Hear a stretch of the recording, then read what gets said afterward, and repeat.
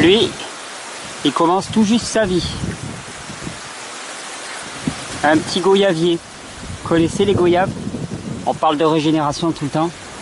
Petit goyavier qui vient d'être mis en terre. Et il y a là. Oh, il y a une belle ombre de l'après-midi. Il y a son pote ici. Et il y a son copain ici. On a profité d'une grande palissade. Bon, ça vaut ce que ça vaut. Mais vu que ça gèle à -2, -3, on va être un petit peu en zone limite. Il fallait vraiment le protéger. Regardez. Il y en a une qui a bien passé l'hiver.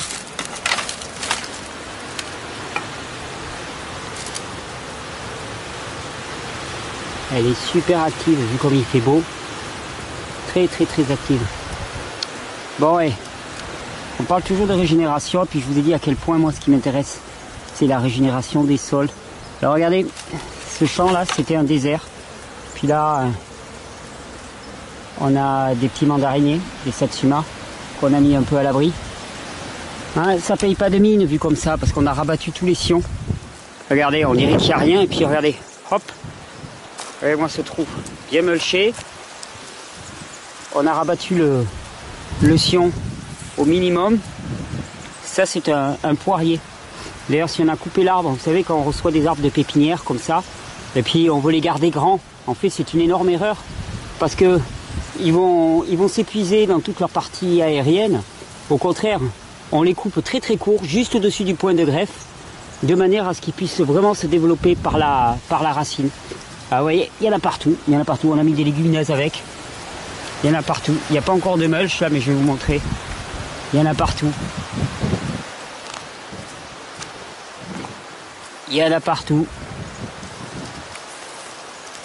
Hop, tous les 3-4 mètres, un arbre. Et ça, c'est une forêt fruitière qui arrive. Regardez, lui, on l'a pas encore retaillé. C'est un magnifique grenadier. Puis venez voir un petit peu ce que ça donne quand ça commence à être... Alors, je suis désolé, il va y avoir du vent. Ça va un peu chointer. Là, il y a la future mare. Un joli petit bassin qui arrive.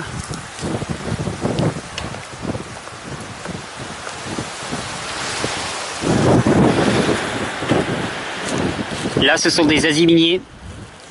Magnifiques aziminiers, on en a un petit peu partout. Puis venez voir quand c'est en place. Voilà. On a les fèves et les petits pois qui arrivent. Et regardez, un champ de mulch avec des arbres un peu partout.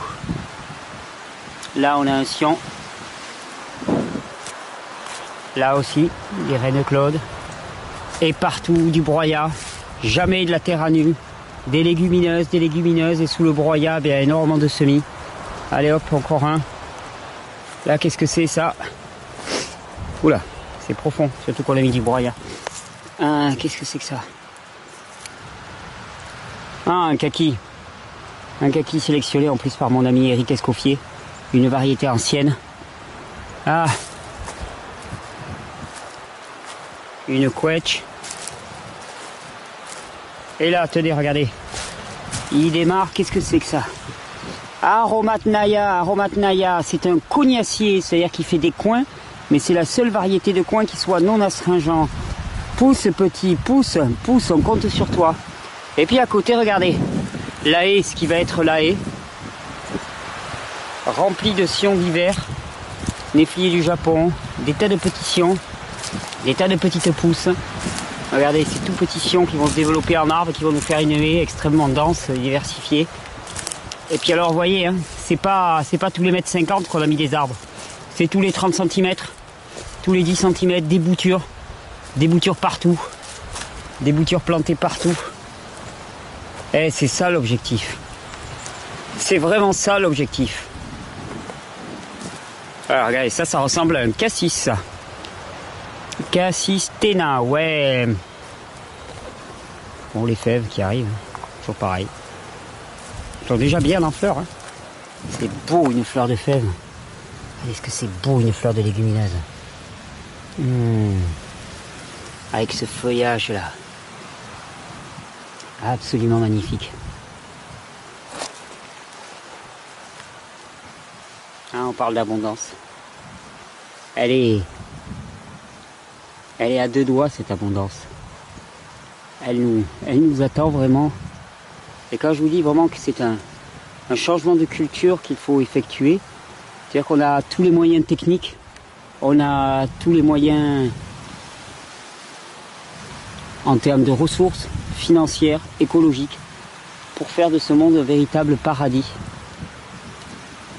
C'est juste une question de décision, des décisions individuelles, parce que ça se joue au niveau individuel. La culture actuelle nous a conduit à ces déserts, à cette culture que mon ami Clément Gros appellerait la culture de la dégénérescence et de la mort. Et regardez, il y a une petite abeille. J'essaie de voir s'il y a un truc à butiner par là. Et il ne tient qu'à nous de renverser tout ça. Il ne tient vraiment qu'à nous de renverser tout ça. Pas renverser tout ça en renversant le système actuel. On s'en fout. On s'en fout. Le système actuel, il disparaît automatiquement sous l'abondance. Si vous voulez, comme quand je dis qu'au niveau du corps, finalement, la régénération est la condition par défaut du corps et qu'il suffit d'arrêter de l'entraver pour qu'elle émerge, eh bien, l'abondance, la générosité au niveau du sol et des cultures est la condition première du sol, la condition première des écosystèmes. Si on laisse un champ en lui-même, il va retourner à l'état de forêt au bout d'un certain temps. Tout système laissé à lui-même revient spontanément à l'état d'équilibre qui pour un sol est celui de la forêt, de la pleine exubérance forestière, au travers d'une série de processus qu'on appelle des processus régulateurs à l'échelle d'un sol. Ça va être, on va voir apparaître les ronces par exemple. D'abord on va voir apparaître des carottes sauvages, on va voir apparaître des chardons qui ont des racines traçantes. Puis après on va voir apparaître des ronces qui sont des espèces préforestières. Alors si on se bat contre les ronces, c'est un peu perdu. Par contre, si on accepte la ronce en se disant, la ronce, c'est c'est la forêt qui vient, c'est la forêt qui pointe, eh ben on laisse s'établir les ronces. Et puis un jour, la forêt commence à pousser et les ronces disparaissent. Est-ce que vous avez déjà vu des ronciers denses dans des forêts? Bah non. Voilà, regardez. Ouh, il y a une petite copine là qui se balade. Vous l'avez vu? Oh, il y a une toute petite coccinelle. Oh là là, ces fleurs là. Qu'est-ce qu'elles sont belles. Changement de culture. Il y a un véritable challenge là. Il y a un énorme challenge. Et je sais que ça commence dans l'écosystème intestinal. Je sais que ça continue dans l'écosystème et dans le biotope qui nous entoure. Reprendre notre place. Reprendre notre responsabilité aussi. Nous avons une responsabilité sur la nature et sur les espèces vivantes. Et on l'a complètement oublié. Ou en tout cas on s'est comporté comme des tyrans. Alors que nous devions être des protecteurs. Des parents protecteurs. Je sais que cette vision, elle dérange parfois. Mais je pense que nous sommes appelés à être les gérants et les jardiniers de ce monde. Désolé si ça paraît un petit peu anthropocentré. Mais je pense que nous sommes appelés à le devenir. Et que de toute façon nous le sommes devenus. Sauf que là nous sommes devenus des tyrans furieux, ivres de pouvoir, ivres de puissance, ivres d'argent, ivres d'ego, et qu'il s'agit de se mettre enfin à l'écoute. Régénère.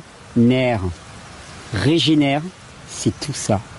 Régénère, c'est d'une puissance inouïe, et je vous garantis, ça ne fait que commencer.